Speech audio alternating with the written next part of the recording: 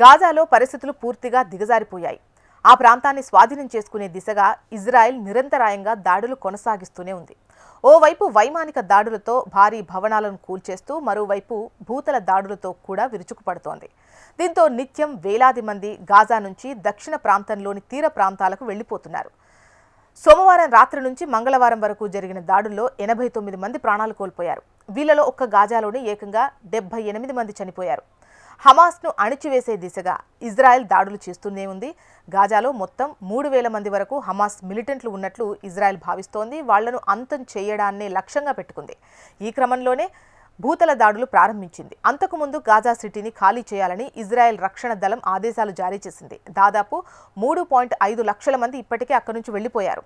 ఇక సోమవారం ఒక్కరోజే 2,20,000 మంది వెళ్లిపోయారు. ఇజ్రాయెల్ దాడులు కొనసాగడంతో వేలాది మంది అక్కడి నుంచి తరలి వెళ్లిపోయారు.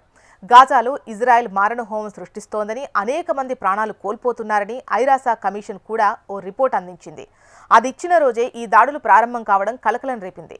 ఇజ్రాయెల్ విదేశాంగ మంత్రి దీనిపై మాట్లాడారు. గాజా తగలబడుతోందని, ఐడిఎఫ్ దళాలు ఉగ్ర స్థావరాలపై విరుచుకుపడుతున్నాయి అన్నారు.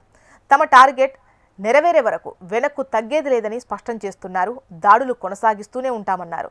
తమ బందీలను రిలీజ్ చేయించేందుకు, హమాస్ను ఓడించేందుకు తీవ్ర స్థాయిలో తాము పోరాటం చేస్తున్నట్టు పేర్కొన్నారు. ఇప్పటికే గాజా నగరం నుంచి తీర ప్రాంతానికి వెళ్లే రోడ్లపై కార్లు, ట్రక్కులతో రద్దీ నెలకొంది.